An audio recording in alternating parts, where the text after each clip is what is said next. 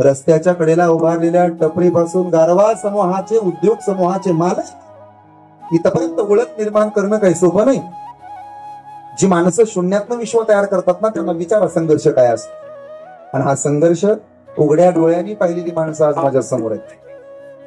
तर भाऊ उरला नाही, जगणं प्रेरणादायी आहे. आमच्या हनुमंत बापूंकडून काय शिकावं? संघर्ष शिकावा, प्रेरणा शिकावी, बळ शिकावं, कष्टातनं वसंत फुलवता येतो हे शिकावं, स्वतःच्या कुटुंबाबरोबर इतरांना सुद्धा जपता यावं हे शिकावं, बहिणीवर किती प्रेम करावं हे नानाकडनं शिकावं.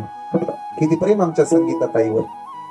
तर बहिणीनं म्हणावं दादाला, दादा वाट पाहुणी पाहुणी झुरते मी मना, झुरते मी मनाला, काय घेणार रे तुझ्या इष्टकी जनाला, रुसवा माझा चोळीच्या कणाला, भास्करा पूर्ण कीर्ती, जय जय श्री राधारमण, जय जय नवल किशोर, जय गोपी चित्त चोर प्रभो, जय जय महाकल चोर. अरंगाप्रियम्य सिंहासनस्थं पदातेजं सुदितं प्रदेशं, विधीन्द्रादिदेव सदा स्तूयमानो, समाधिस्थमूर्तिं भज ज्ञानदेव. नमो ज्ञानेश्वरा, नमो ज्ञानेश्वरा,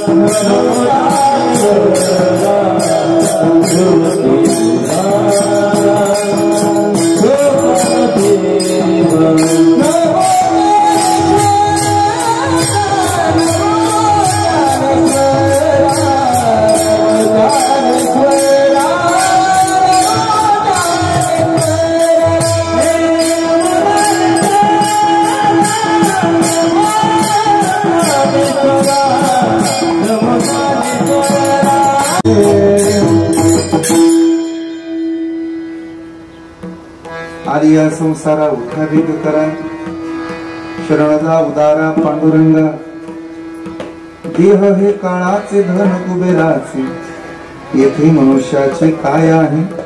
अभंग श्री संत तुकाराम महाराजांचा 49 चरणाचा.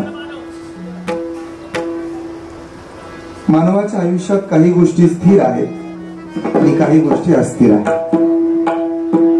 ब्रह्म स्थिर आहे, माया अस्थिर आहे, ममता स्थिर आहे, प्रेम अस्थिर आहे, मातृत्व स्थिर आहे, वात्सल्य अस्थिर आहे, बंधुवत प्रेम स्थिर आहे, भाऊ अस्थिर आहे. आणि म्हणून जेवढा भाव पांडुरंग प्रसन्न व्हायच्या अगोदर असतो, तेवढा भाव देव प्रसन्न झाल्यानंतर नसतो. प्रयत्नामध्ये जो आनंद असतो ना, तो प्राप्तीमध्ये नसतो.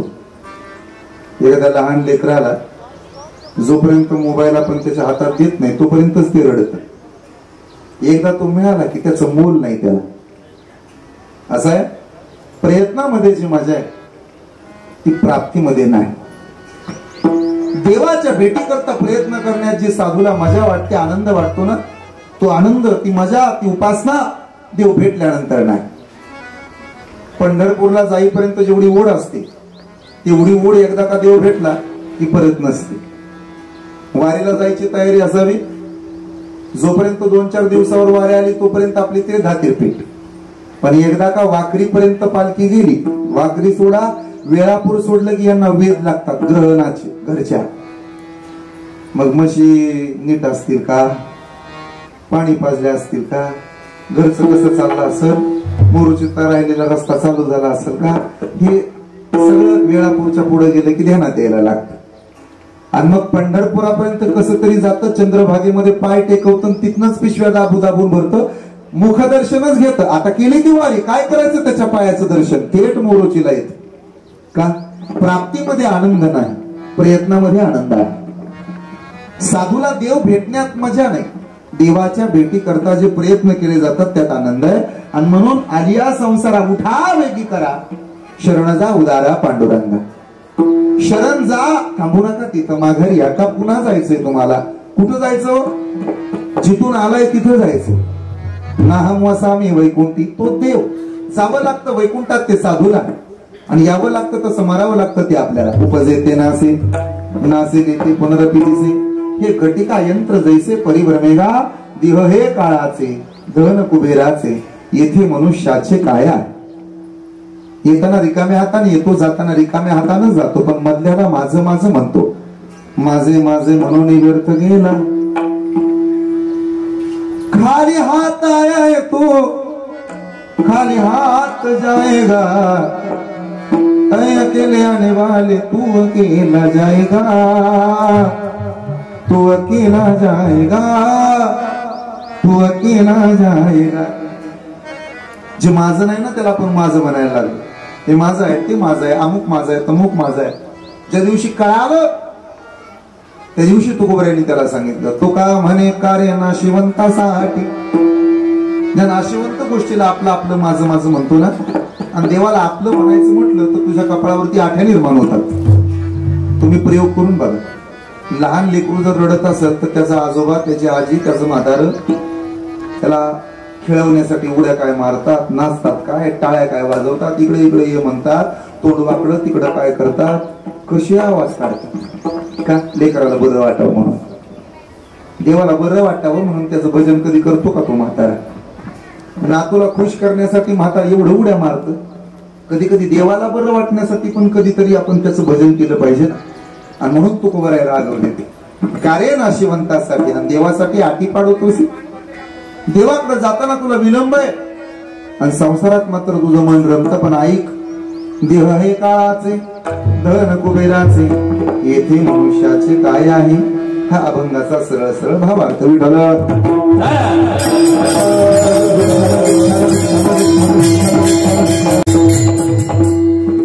पण हे सगळं जरी खरं असलं तरी आपल्या माळशिरस तालुक्यात एक म्हण प्रसिद्ध आहे, ज्याचं जळतं त्याला कळतं.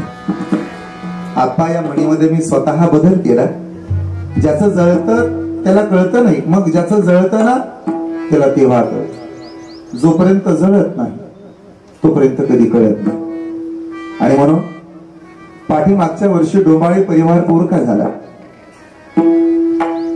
घरातली माणसं रडतील न रडतील यात नवल काय, पण पाहुण्या रावळ्याने रडावं.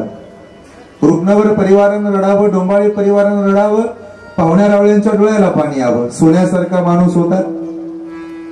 पुनर्मित्रम पुनर्वित्तम पुनर्भार्या पुनर्मही येतात सर्व पुनर्लभ्यम न शरीरम पुन्हा पुन्हा. गेलेलं धन, गेलेली संपत्ती, गेलेला पैसा पुन्हा पुन्हा मिळेल. बापूंना पाहण्याचा प्रयत्न केला तरी पाहायला मिळणार नाही. प्रत्येकाच्या अंतकरणामध्ये जागा करून निर्माण माया निर्माण करून गेलेलं नाव म्हणजे हनुमंत मारुती डोंबाळे. पंचकृषीनं बापू म्हणून हाक मारावे. पुतण्यानी स्वतःच्या मुलांनी नाना म्हणावं. अचानकपणानं भावाचा भाऊ निघून गेला आणि दुःखाचा डोंगर या डोंबाळे परिवारावरती कोसळला. 365 दिवसात दररोज सूर्य उगवला, दररोज मावळला.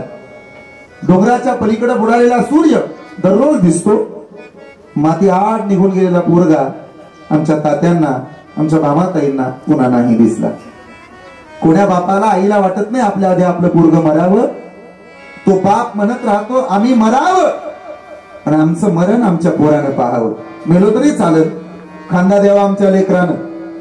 आणि बापूंनी तर शून्यातनं विश्व तयार केलं. आम्ही साक्षीदार आहोत.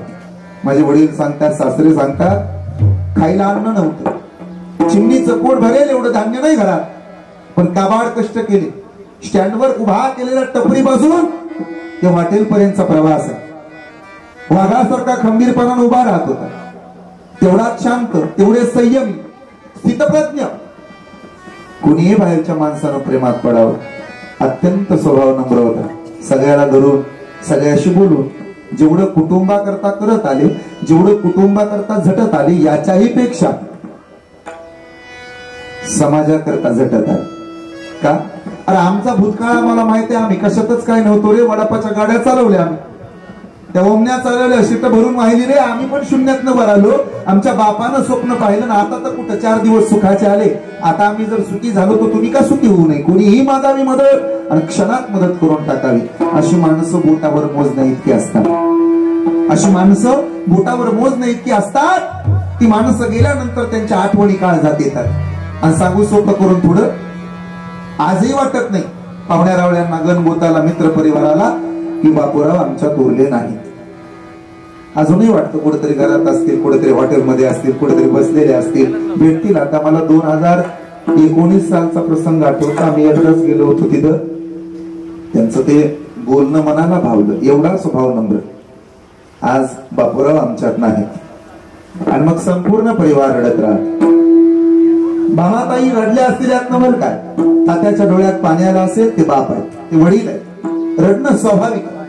पण लक्ष्मीच्या पावलानं नांदायला आलेल्या पूनमताई आहेत, त्यांच्याही डोळ्याला पाणी. ओ नावाचा, पायल नावाची कन्या, या दोनही लेकरांच्या डोळ्याला पाणी. सुरा नावाची पुतणी आहे, शुभम शिवम नावाचा पुतणी आहे. या पुतण्यांच्या डोळ्यात पाणी आलं यात नवल काय. गौरवच्या डोळ्यात पाणी आलं असेल, श्रीकांतच्या डोळ्यात पाणी आलं असेल, ही पोरं रडतील यात नवल काय. बाचे सुद्धा रडले. संगीता नावाची बहीण आहे, तिच्याही डोळ्याला पाणी. दादा, बहीण माहेराला येते तर तिला असं वाटतं भावाचं चांगलं असावं.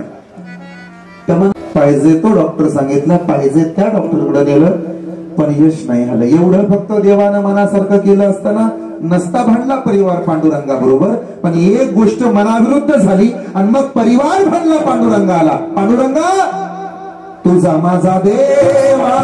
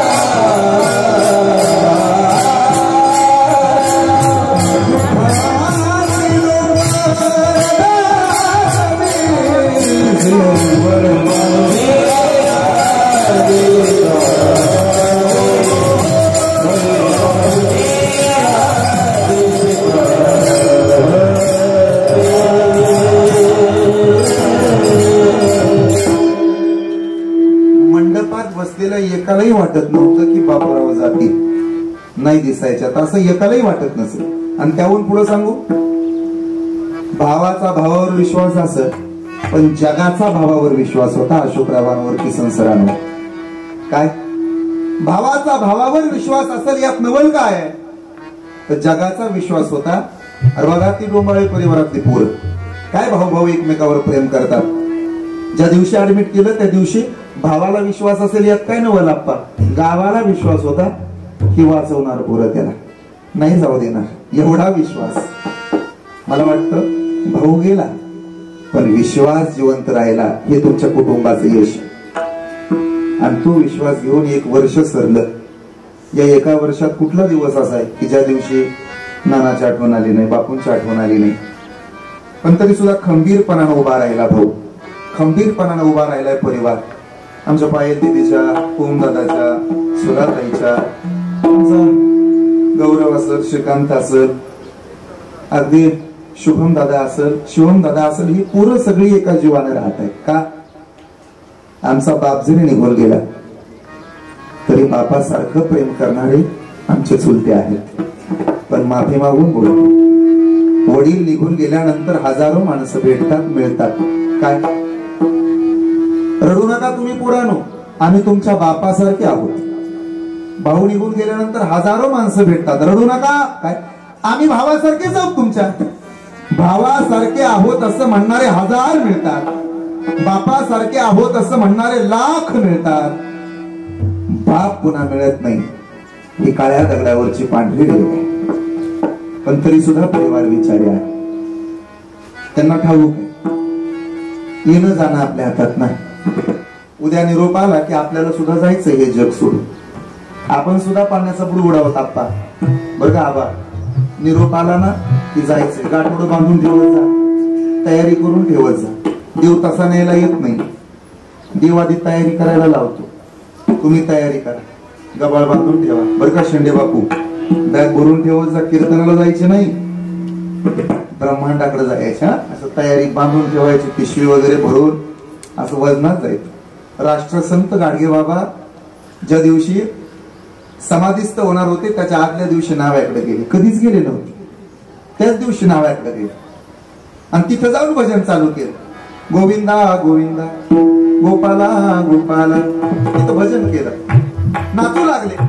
नाचता नाचता नाव्याच्या पोरानं विचारलं का हो महाराज आतापर्यंत कधी आमचं दुकान दिसलं नाही, तुम्हाला नाच आलाय तुम्ही? देवाकडे जायचंय. मग आता का आला? अरे तालुक्याला जायचं म्हणलं तरी माणूस नटून जाते. मग जगाच्या बापाकडे जायचंय, नटायला आलो तुझ्या दुकानात. काय काय करू? दाढी करा. आयुष्यात पहिल्यांदा दाढी केली गाडगे बाबांना. का? देवाकडे जायचंय. कधीच बागळातले केस काढले नव्हते. देवाकडे जायचंय म्हणून सुचिरभूत झाले. आणि मग नाव्याने विचारलं का हो कधी आमच्याकडे आला नाही, आता आला. अरे उद्या देवाकडे जायचंय ना, देवानं बोलावणं दाढी. मग विचारलं नाव्याने एवढं का नटता? अरे जावयाकडे जायचं म्हटलं किंवा सासरवाडीला जायचं म्हणलं तरी माणूस नटून थटून जातो. जगाच्या मालकाकडे जायचंय, किती नटलं पाहिजे आणि म्हणून नटून निघा. तसं तयारीत राहा, नटून राहा. का?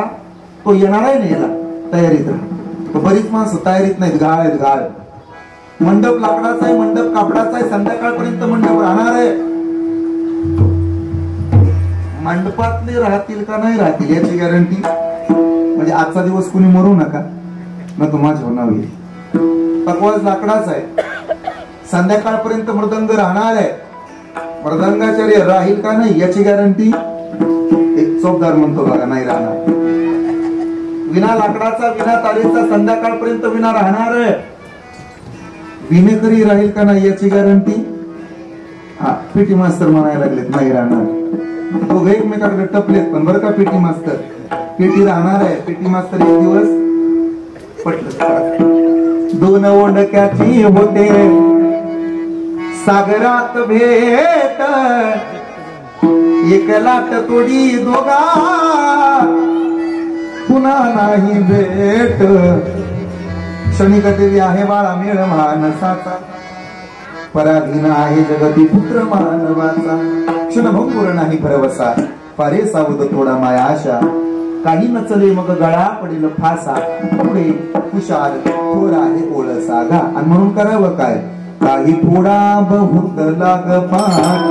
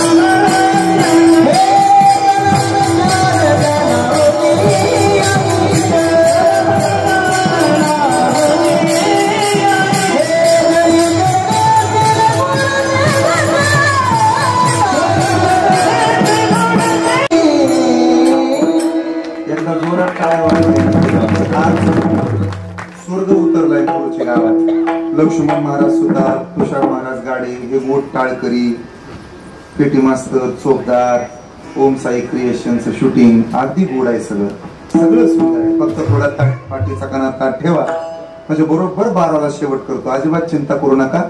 तुम्ही खाली बसलाय, तुम्हाला वाटत असेल लयच गरम होतंय, अंगाचं पाणी व्हायला लागलं, आम्हाला काही गुदगुल्या होत्या असं अजिबात नाही. बरोबर 12ला थांबू आपण. फक्त लक्ष द्या. जरी करणे असेल गोड शेवट का, थोडा पाठीचा कानात ताट ठेवा, मग गोड शेवट होईल आपला. असं आहे. समाजामध्ये जगत असताना काही गोष्टी स्थिर आहेत, काही गोष्टी अस्थिर आहेत. त्यातली अस्थिर असणारी गोष्ट म्हणजे माणसाचा प्राण आहे. आज आहे तो उद्या नाही. नरदेह वेड्या पाण्याचा बुडबुडा. पण मला असं वाटतं, जरी शेवटच्या काळामध्ये आमच्या बापूंना वाचवण्यामध्ये आम्हाला यश नाही आलं, तरी मरण मात्र गोड अशा दिवशी आलं. आज श्री स्वामी समर्थ महाराजांचा प्रकट दिन आहे. आजच्या दिवशी श्री स्वामी समर्थ महाराजांचा प्रकट दिन आहे. श्री स्वामी समर्थ महाराज गोरगरिबांचं दैवत आहे. कुणाला म्हणायचं श्री स्वामी समर्थ?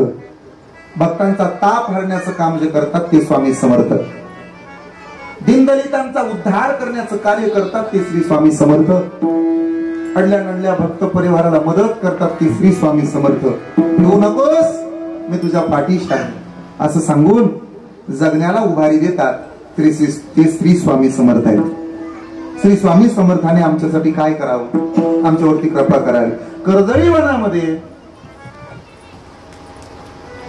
श्री शैल्य पर्वत रांगेमध्ये नरसिंह सरस्वती गुप्त झाले आणि परत त्याच कर्दळी वनामध्ये लाकूड तोड्याच्या कुऱ्हाडी करवी श्री स्वामी समर्थ हे एका वारुळातून प्रकट झाले. महाराजांनी कृपा केली त्याच्यावरती. त्या दिवसापासून तो त्यांचा आवडता भक्त झाला. दररोज त्यांचं भजन करायचा, त्यांची पूजा करायचा, त्यांची सेवा करायचा. दया ज्ञान शांती तशी योग निष्ठा, मुखी तेज दिव्य असे संत श्रेष्ठा. अलौकिक लीला किती आठवावे, अलौकिक लीला किती आठवावे. श्री स्वामी समर्था नमो नम्र भावे. श्री स्वामी समर्था नमो नम्र भावे. श्री स्वामी समर्था नमो नम्र भावे. त्या दिवसापासून समर्थांच्या माग माग पळायचं.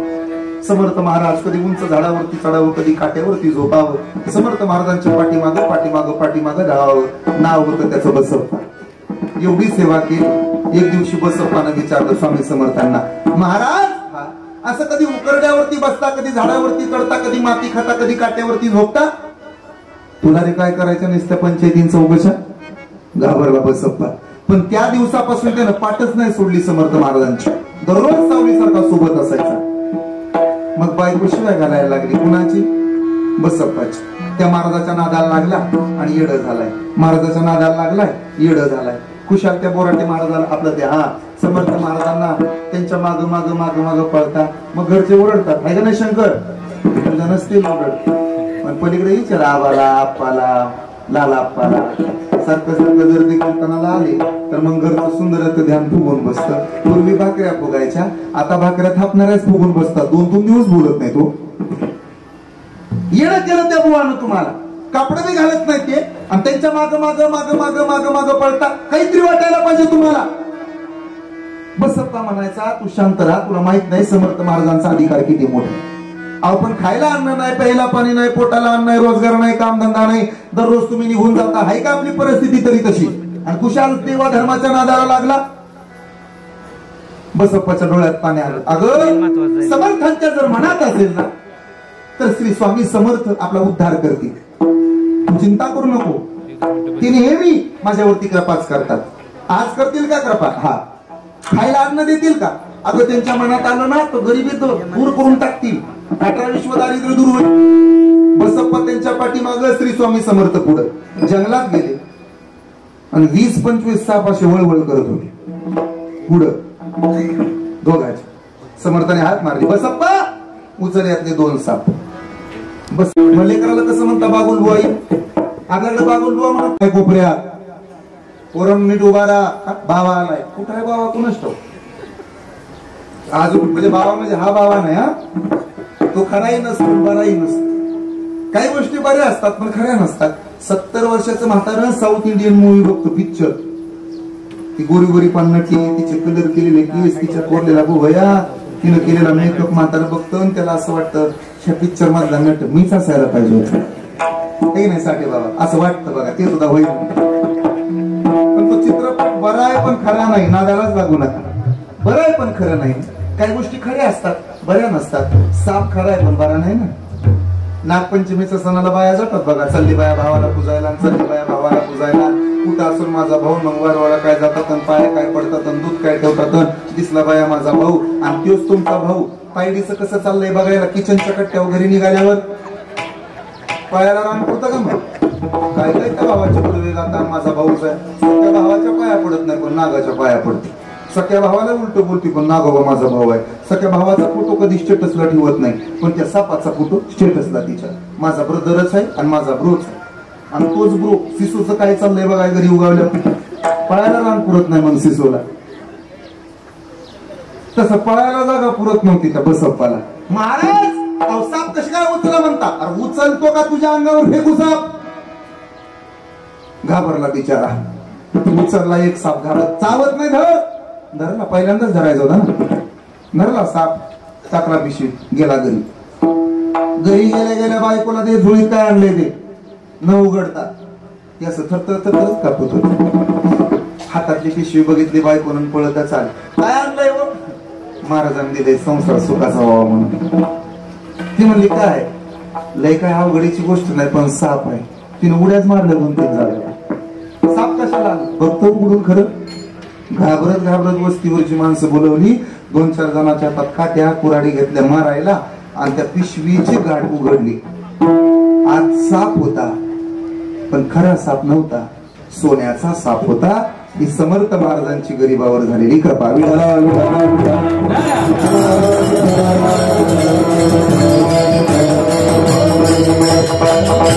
भक्तावरती जेव्हा संकट येतं तेव्हा भक्ताला संत आठवतात देव आठवतो आणि साधूवर जेव्हा संकट येतं तेव्हाही साधूला साधू आठवतात कसं ते ऐका भक्तावरती संकट आलं की साधूला देव आठवतो आणि देवावरती संकट आलं की देवाला भक्त आठवतात देवावरती संकट आलं होतं चेंडू पाण्यात पडला म्हणून कृष्णानं यमुनेच्या डोहामध्ये उडी टाकली चेंडू पाण्यात पडला म्हणून कृष्णानं पाण्यामध्ये उडी टाकली तळाशी जाऊन पाहत होतं काय चेंडू तो होताच पण कालिया सुद्धा होता संकट आलं कुणावर कृष्णावर म्हणजे देवावर संकट आलं कृष्णावर म्हणजे देवावर आणि मग मात्र त्यानं नंद राजाला नाही हाक मारली कृष्णानं यशोदेला नाही बोलवलं कृष्णानं आपल्या घरातल्या माणसाला हाक नाही मारली मग कुणाचा धावा केला गरुडाचे ध्यान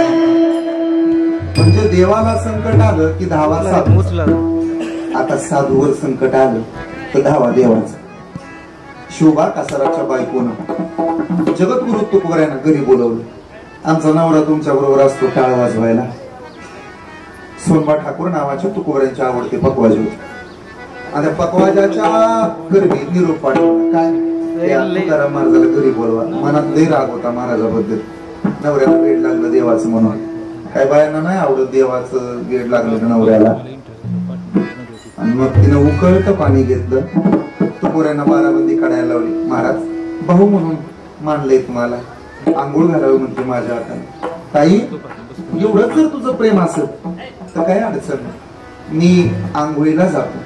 गरम पाणी आणलं शोभा काकाराच्या बायकोनं आणि उकळतं पाणी तुकोबऱ्यांच्या अंगावरती ओतलं. साधूवरती संकट आले तुकोबऱ्यांवर. मग तुकोबऱ्याने आवडीला हाक नाही मारली, भावाला नाही हाक मारली, बहिणीला नाही बोलवलं, धावा केला कुणाचा?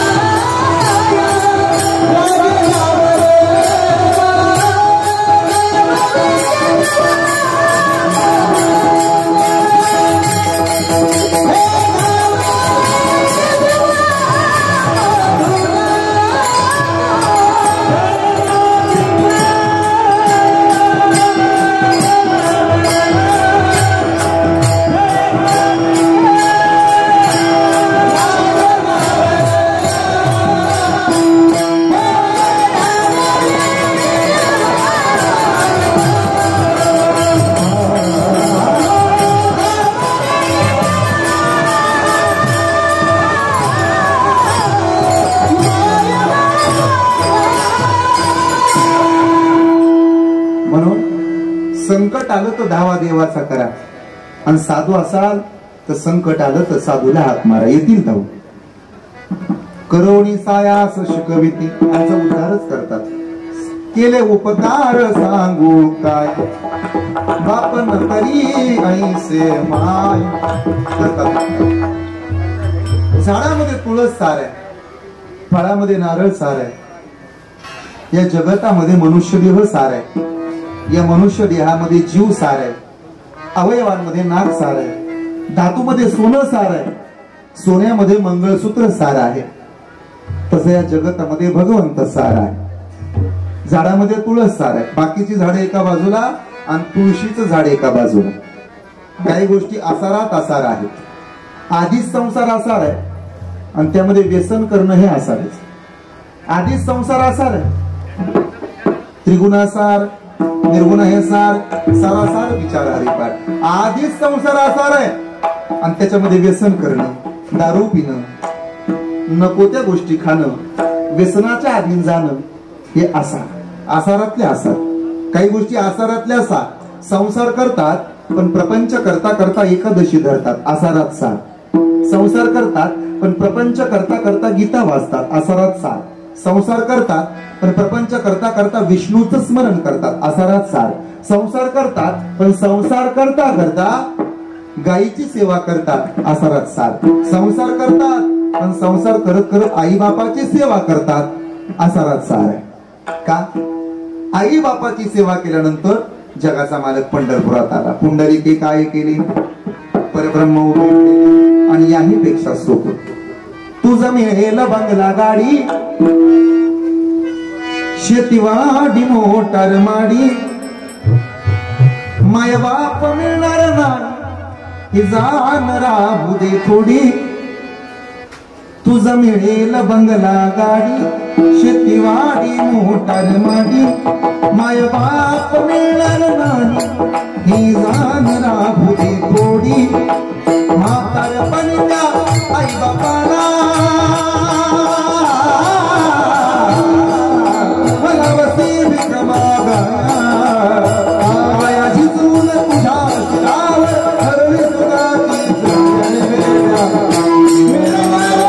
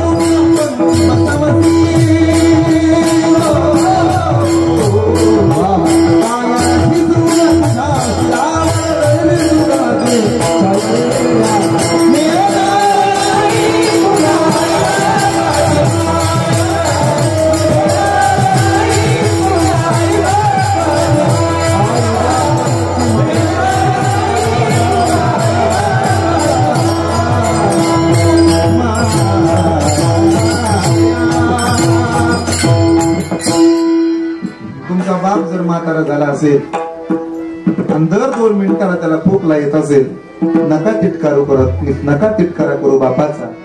तुम्ही लहान होता, सर्दी पडसं झालं होतं तुम्हाला, दर 2 सेकंदाला शिंक येत होती, त्याच्या हातानं तुमचं शिंबूड काढून टाकला तुमच्या बापाने. आता म्हातारं झालंय तुमचं, वय झालंय तुमच्या बापाचं, नका हिनवू त्याला.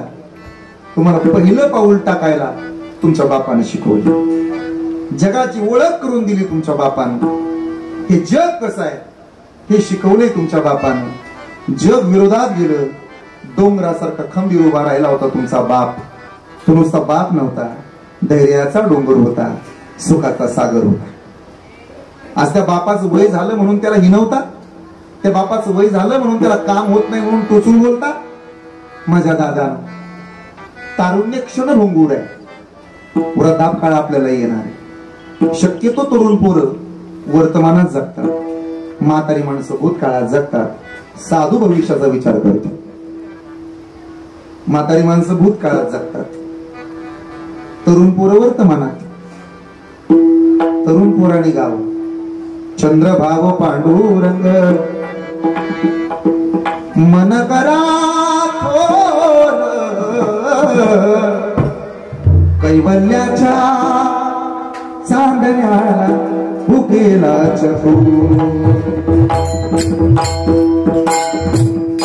तरुण बालवै खेळी रमलो तारुण्य नासले, बालवै खेळी रमलो, बालवै खेळी रमलो, तारुण्य नासले वृद्धपणी देवा दिसे पैल तीर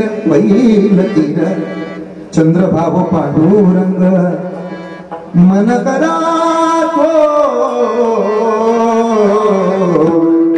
कैवल्याच्या चांदण्याला भुकेलाच या पुढे बसलेला लक्षात ठेवा.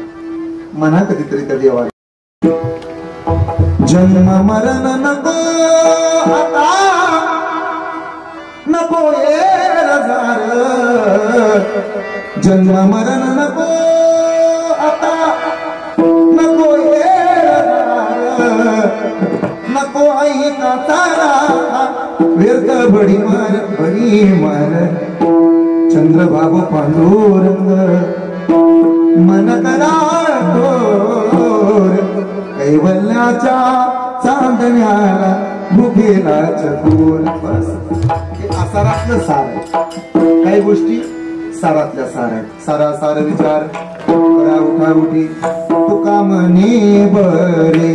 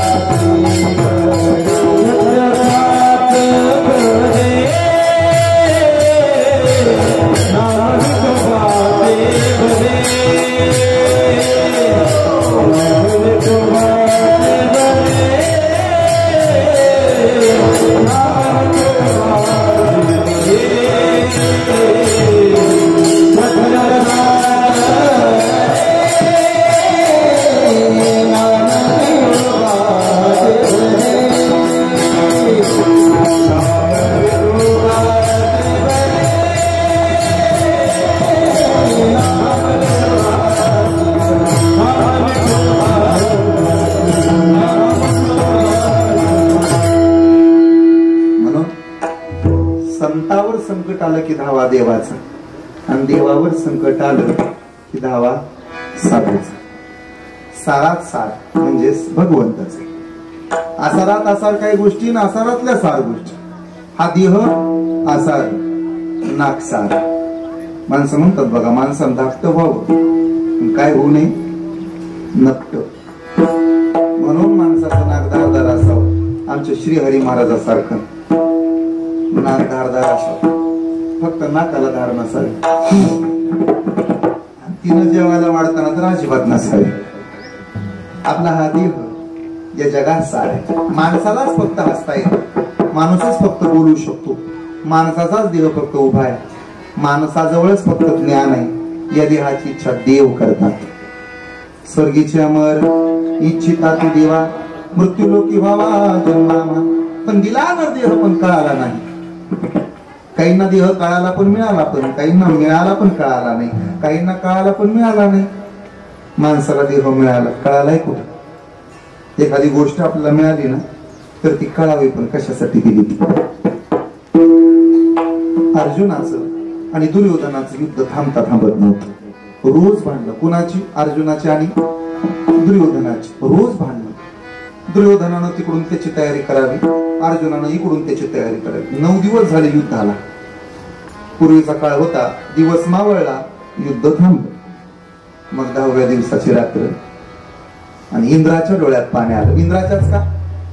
इंद्राचा मानसपुत्र अर्जुन आहे. त्यानं मानलंय लेकरू आणि अर्जुनानं मानलंय बाप म्हणून इंद्राला. आणि अर्जुन सत्य खाताय का? अर्जुनाचा वैरी दुर्योधन आहे. दुर्योधनाची भीती नाही. मग त्या दुर्योधनाचा मित्र कर्ण आहे. आणि जोपर्यंत कर्ण दुर्योधनाच्या पक्षात आहे तोपर्यंत अर्जुनाचं निवडून येणं जरा कठीणच आहे. असं इंद्राला वाटत होतं वर बसलेलं. तुम्हाला कळतंय ना? इंद्राला वाटत होतं. मग जोपर्यंत त्यांची जोड फुडत नाही तोपर्यंत मतदारसंघात आपलं नाव होणार. त्याला राजकारण म्हणतात.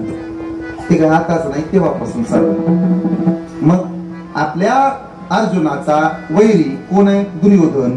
आणि आपल्या अर्जुनाचा वैरी दुर्योधन आहे आणि दुर्योधनाचा सख्खा मित्र कर्ण आहे. आयुष्यातलं एक सूत्र लक्षात ठेवा. आपल्या वैऱ्याचा मित्र हा सुद्धा आपला वैरी असतो आणि आपल्या मित्राचा वैरी हा सुद्धा आपला वैरीच असतो. माझं बोलणं कळते ना? आपल्या मित्राचा वैरी आपला मित्र कधी नसला पाहिजे आणि आपल्या मित्राचा वैरी आपला दोस्त कधी नसला पाहिजे. ते पाठ असावं. आपल्या मित्राचा वैरी तो मित्र कधी बनवू नका. का? आपल्या मित्राचा वैरी आहे ना, मग तो आपला मित्र नाही पाहिजे. आणि आपल्या वैऱ्याचा जोडीदार त्याच्याशी मैत्री कधी करू नका. एक ना एक दिवस तो वैऱ्यासारखं वागणार आहे. का? तो त्याचा मित्र आहे. म्हणून जवळ करताना जरा सावधपणानं जवळ करा. का? वैऱ्याचा जोडीदार आहे तो. तुमचा मित्र होण्याचा प्रयत्न करत असेल ते, पण तो जोडीदार कुणाचा आहे? वैऱ्याचा. कर्ण वैऱ्याचा जोडीदार आहे. दुर्योधन वैरी आहे आणि कर्ण कुणाचा जोडीदार? मग काय हे अर्जुनाला माहिती नव्हतं का? आपल्याच आईच्या पोटातनं जन्माला आलेला आहे ते लग्नाच्या आधीच माहित होतं सगळं. पण वैरी कुणाचा आहे? मित्र कुणाचा आहे? वैऱ्याचा आहे. जवळ नाही केलं कर्णाला कधी. मग इंद्रानं डोकं चालवलं. आधी कर्णाची ताकद कमी करू, मग दुर्योधन मरत.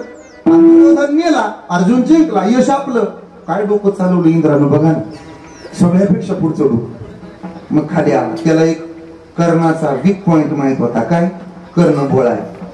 ताकद लय पण मागितलं की वय म्हणते देते, कुणालाच नाही म्हणत नाही. अशा बऱ्याच जणांना वीक पॉइंट माहित असतात. लय डोकंबाज लोक. कुणाला गायला येते, कुणाला पकवाज वाजवायला येते, कुणाला चाली म्हणता येतात. प्लस पॉइंट पण माहित असले पाहिजे. आमच्या तात्याचे सगळे प्लस पॉइंट मला माहिती आहेत आणि माझे काही वीक पॉइंट त्यांना माहिती आहे. असं प्लस पॉइंट आणि वीक पॉइंट माहित पाहिजे. मग डोकं लावलं कुणी? इंद्रानं. खाली आला, ब्राह्मणाचं रूप घेतलं. ओम भवती भिक्षां देहि, ओम भवती भिक्षां देहि. कर्णानं देवपूजा केली होती आणि बाहेर आला होता वस्त्रीवर. जय हरी जय हरी. कोण? ब्राह्मण आहे मी. आता इंद्र होता. कर्णाचंच घर का आहे? हा हेच घर. आपणच करणं का? हा हेच कर्णाचं घर. मीच करणं. काय काम काढलं? आम्ही असं ऐकलं की तुम्ही उदार आहात. आहे थोडाफार. तुम्ही देणगी देता म्हण. हा. तुम्ही कोणाला नाही म्हणत नाही. हा. उदार आहात. हा. मग तुमच्या अंगावर कवच कुंडला घातलीत ना, ती कवच कुंडल मला द्या. आता त्या कवच कुंडलावरती कर्णाचं आयुष्य उभा होत. जोपर्यंत कवच कुंडल अंगावर आहे तोपर्यंत त्याच्या केसालाही धक्का कोणी लावत नव्हतं. पण एकदा का कवच कुंडल काढलं की कर्ण गवताच्या पात्यानं सुद्धा मरू शकत होता, तलवार सोडा. आणि हे डोकं लावलं होतं इंद्रानं. खरं सांगू का, अलीकडं सगळी डोकी हे इंद्रच लावताय. आपण फक्त पळायचंय झेंडा हातात घेऊन, बॅनर हातात घेऊन. सध्या महाराष्ट्रात आणि देशात इंद्राचीच डोके आहेत. मग तो नरेंद्र असू देत ना तर देवेंद्र असू देत, इंद्राचंच डोकं चाललंय महाराष्ट्रात सध्या. इंद्राचं डोकं तेव्हाच इंद्रानं डोकं चालवलं काय. हे जर आपल्या ताब्यात घ्यायचं असेल तर डोकं मला लावलं पाहिजे. इंद्रानं डोकं लावलं. कसं कसं करायचं आपलं ते माड्यातच येते बघा कोणा. हा पुढे जा. कसं कसं करायचं त्या काही करू नका पुढे. असं करा, फक्त कवच कुंडल काढून घ्या. ब्राह्मण बनला आणि कवच कुंडल मागितली. शब्द दिला होता, कवच कुंडल काढली. उदाहरण होता. एखाद्याच्या भोळेपणाचा एवढाही फायदा घेऊ नका की ज्या दिवशी त्याला तुमचं सत्य कळेल त्या दिवशी तोच काय पण त्याचं मन, त्याचं अस्तित्व कधीच तुम्हाला क्षमा करणार नाही. एखाद्याच्या भोळेपणाचा फायदा घेऊ नका, एखाद्याला वापरून घेऊ नका, एखाद्याला बळेच आपला गुलाम बनवण्याचा प्रयत्न करू नका. त्यालाही कळतं सगळं आपल्याला कोण वापरतंय, आपल्या भोळेपणाचा कोण फायदा घेतोय. मैत्री करता, दोस्ती करता तो डोळे मिटून बसतो. पण ज्या दिवशी त्याला कळेल ना, मी असं म्हणतो त्याला नाही कळू द्या, पण ज्या दिवशी देवाला कळेल, एक वेळ ज्याला तुम्ही वापरून घेतलं तो तुम्हाला माफ करेल, पण जगाचा मालक कधीही तुम्हाला माफ नाही करणार. तेव्हा कोणाच्या भोळेपणाचा गैरफायदा घेऊ नका. त्या भोळेपणाचा फायदा घेतला इंद्राने. कवच कुंडल काढलं.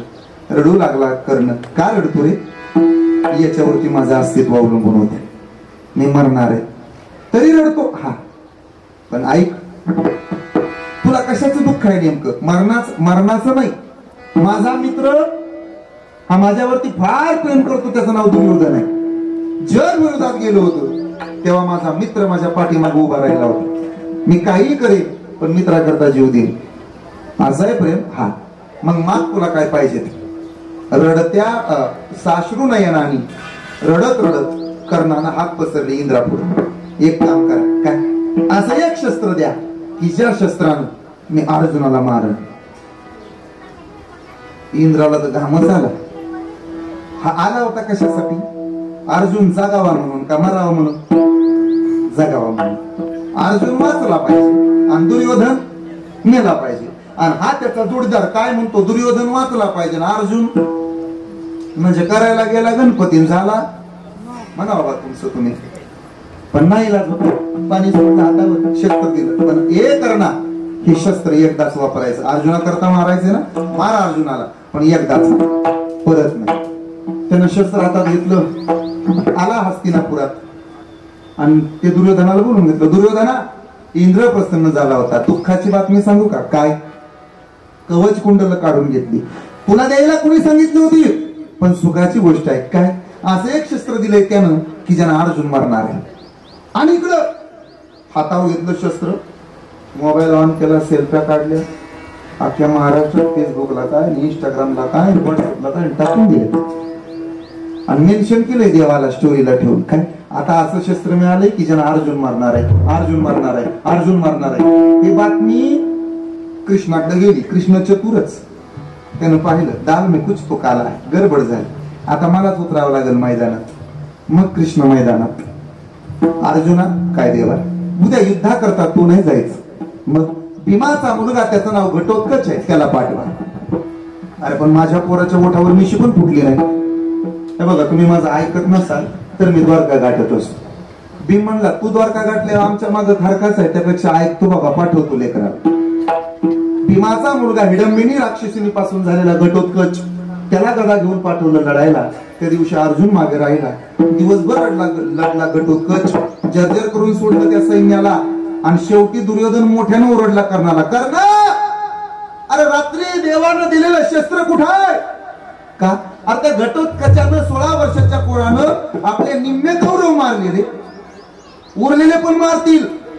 ते शस्त्र सोड आणि मार त्या घटोत्कचाला. अर्जुन म्हणला तुला माहित आहे का ते शस्त्र दिलंय?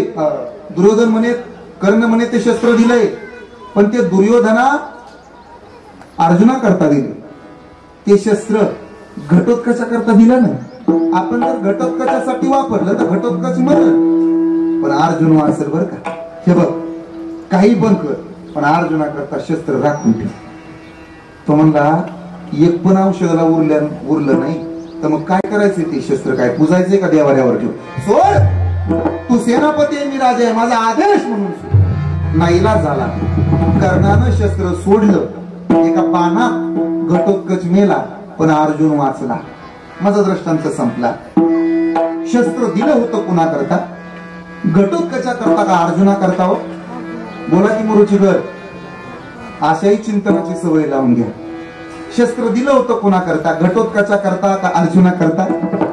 अर्जुना करता. वापरलं कुणा करता घटोत्कचा करता. तसा हा नरदेह दिलाय भगवंता करता आणि वापरला आपण संसारा करता. म्हणून तुकाराम महाराज म्हणले शरण जाऊला.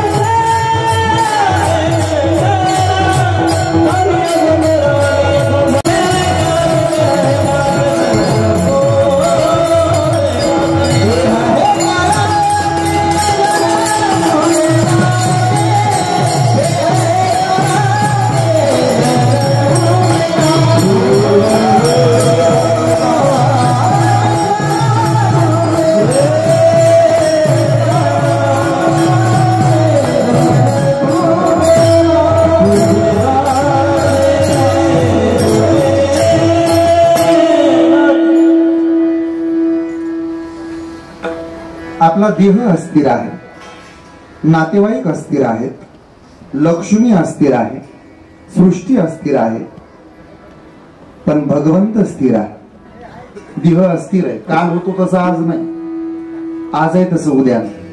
70 वर्षाची म्हातारी 35 वर्षाच्या सुनबाईला म्हणते सुनबाई काय आत्या मेहंदी लाव ग माझ्या डोक्याला.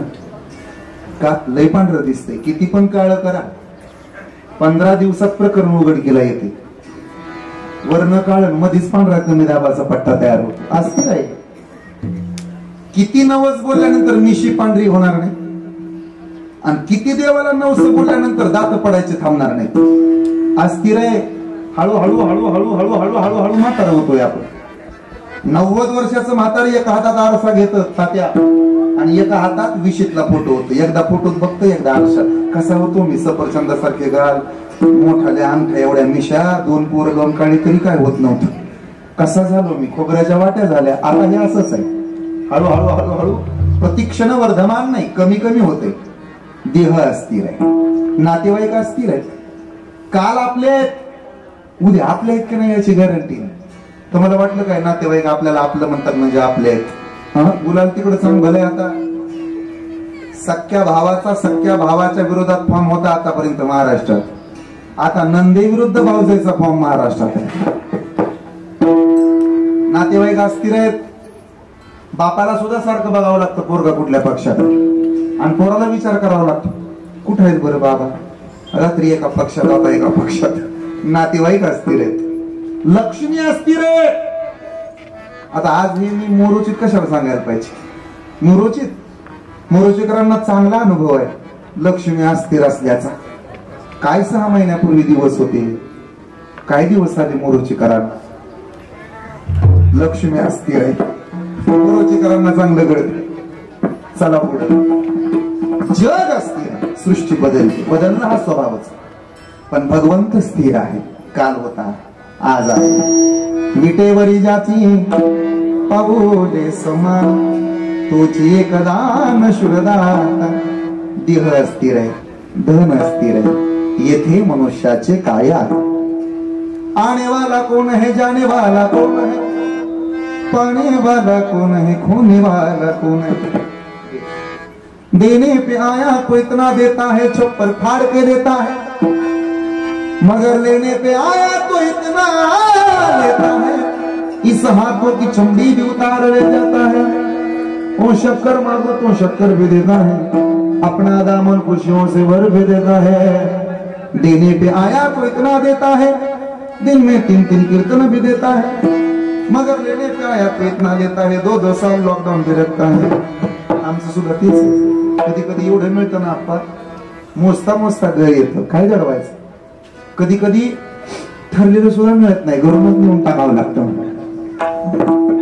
माणूस अस्थिर आहे, माणुसकी स्थिर आहे, म्हणून चोऱ्या माणसं करतात आणि केलेल्या चोऱ्या सापडवून द्यायचं काम कुत्रे करतात। मग माणूस प्रामाणिक का कुत्र प्रामाणिक हो?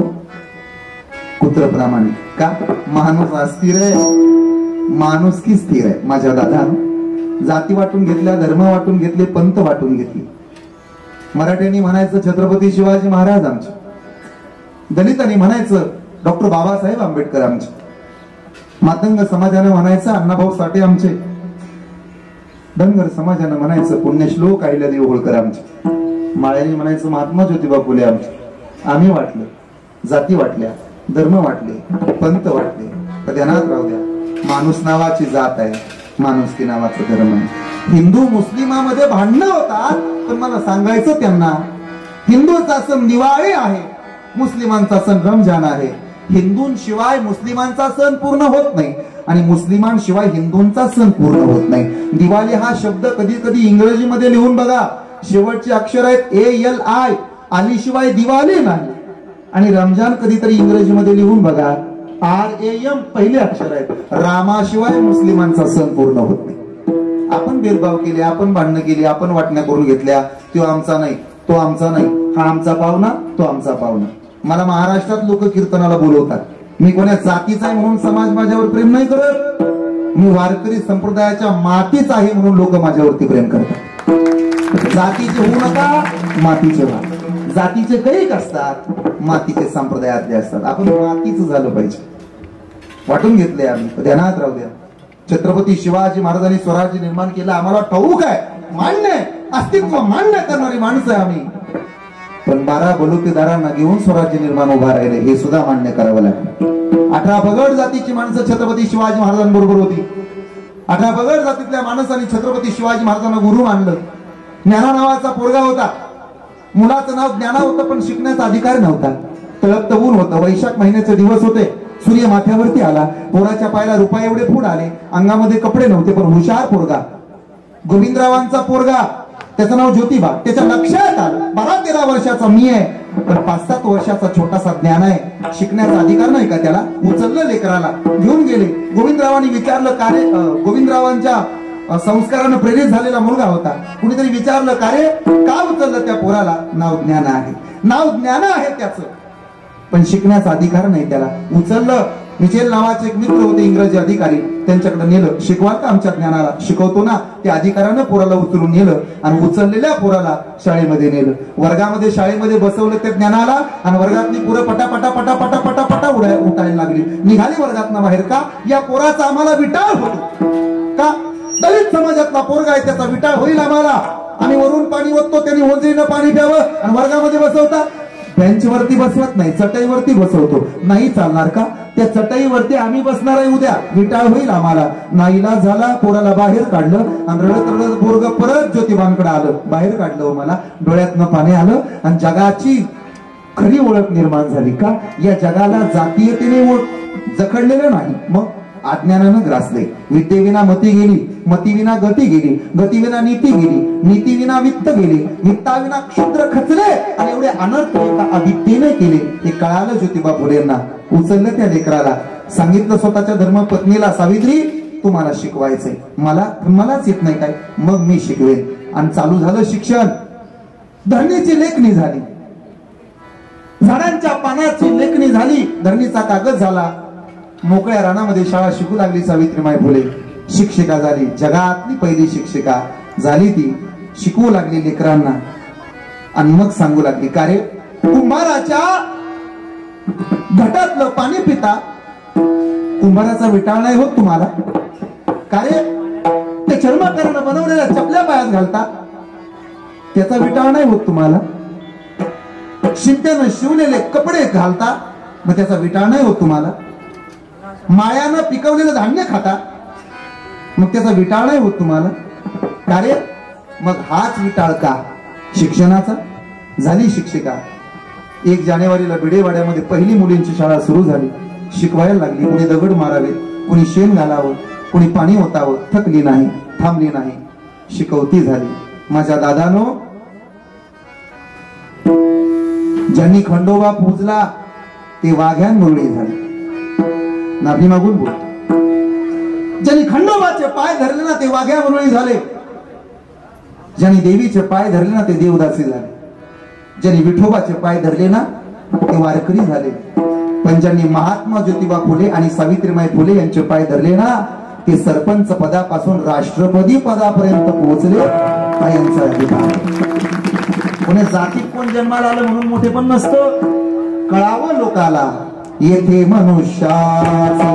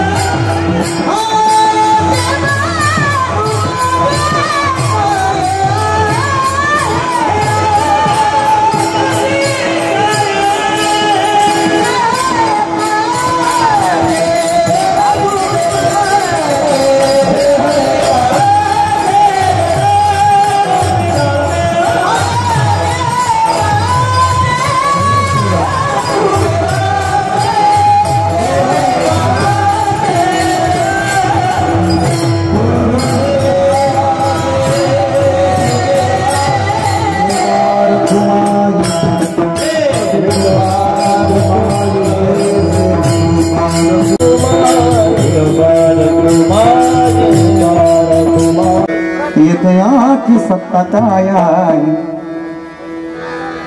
कोणी दिवसी मायेती चालून रस्त्याच्या कडेला उभारलेल्या टपरीपासून गारवा समूहाचे उद्योग समूहाचे मालक इथपर्यंत ओळख निर्माण करणं काही सोपं नाही. जी माणसं शून्यातनं विश्व तयार करतात ना त्यांना विचारा संघर्ष काय असतो. आणि हा संघर्ष उघड्या डोळ्यांनी पाहिलेली माणसं आज माझ्या समोर आहेत. पण भाऊ उरला नाही. जगणं प्रेरणादायी आहे. आमच्या हनुमंत बापूंकडून काय शिकावं? संघर्ष शिकावा, प्रेरणा शिकावी, बळ शिकावं, कष्टातनं वसंत फुलवता येतो हे शिकावं, स्वतःच्या कुटुंबाबरोबर इतरांना सुद्धा जपता यावं हे शिकावं, बहिणीवर किती प्रेम करावं हे नानाकडनं शिकावं. किती प्रेम आमच्या संगीताताईवर. तर बहिणीनं म्हणावं दादाला, दादा वाट पाहुणी पाहुणी झुरते मी मना, झुरते मी मनाला, काय घेणार रे तुझ्या इष्टकी गणाला, रुसवा माझा चोळीच्या कणाला, तेज सूर्याचं येऊ दे तुझ्या नावाला, आयुष्य माझं मिळू देवा माझ्या बाबाला. भाऊ भाऊ म्हणता काळीच दाटल, भावा बहिणीचं नातं किती हो चांगल, दोन जीवातून धागा एक होविला, आयुष्य माझं मिळू देवा माझ्या बाबाला. बस झालंय कीर्तन. आज आमचा ओम दादा असेल, पायल दिदी असेल, वडिलाच्या आठवणीनं स्वाभाविक आहे. कारणही असंच आहे. तुटलेल्या शर्टाचं बटन जोडते तिला आई म्हणतात. तुटलेल्या शर्टाचं बटन जोडते तिला आई म्हणतात. पण लेकराचा तुटलेला आत्मविश्वास जोडायचं काम करतो ना त्याला बाप म्हणतात. पुरामध्ये माया त्याच्या काळ्या मेघावानी दाखविना कधी कोणा डोळ्यातलं पाणी. जिजू जिजू संसाराचा गाडा हात लाग. फोटामध्ये हसू जरी कनवाकला घडी बडत थांब जरा ऐक त्याची धापर. लई अवघड हाय गड्या उमगाया बापर. उमगाया बापर. उमगाया बापर. तुकाराम तुकाराम तुकाराम तुकाराम.